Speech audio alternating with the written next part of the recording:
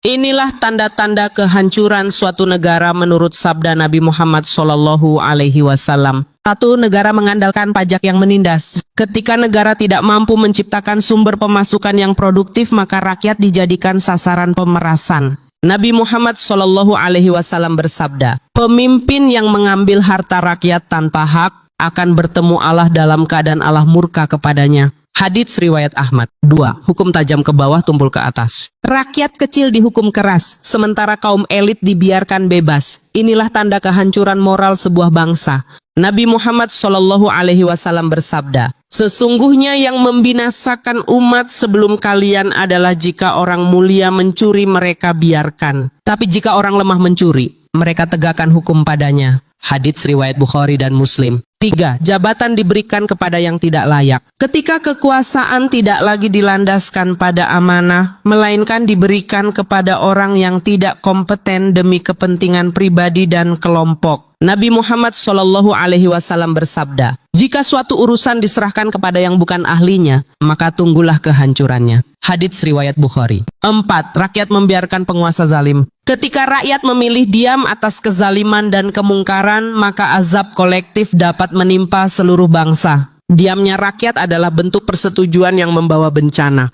5. Ketimpangan sosial yang dibiarkan. Ketika kekayaan hanya berputar di kalangan elit, sementara rakyat kecil makin terhimpit kemiskinan, kehancuran sosial tak bisa dihindari. Nabi Muhammad SAW bersabda, tidaklah suatu kaum menahan zakat mereka, melainkan Allah akan menahan hujan dari langit.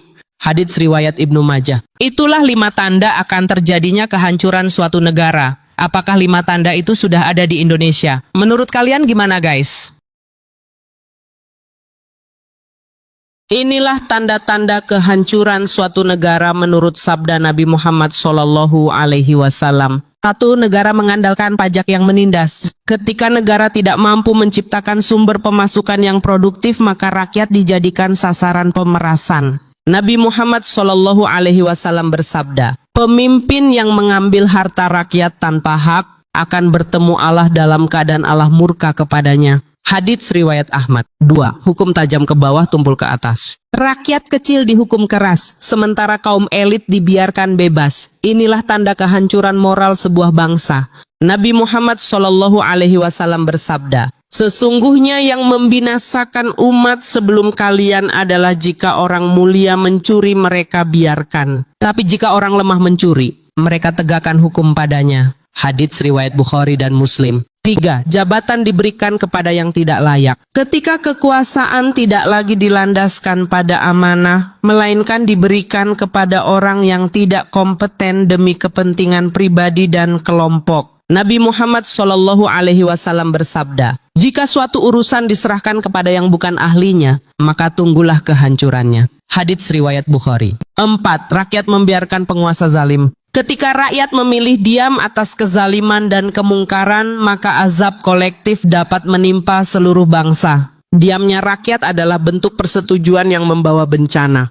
5. Ketimpangan sosial yang dibiarkan. Ketika kekayaan hanya berputar di kalangan elit, sementara rakyat kecil makin terhimpit kemiskinan, kehancuran sosial tak bisa dihindari. Nabi Muhammad SAW bersabda, tidaklah suatu kaum menahan zakat mereka, melainkan Allah akan menahan hujan dari langit. Hadits riwayat Ibnu Majah. Itulah 5 tanda akan terjadinya kehancuran suatu negara. Apakah 5 tanda itu sudah ada di Indonesia? Menurut kalian gimana, guys?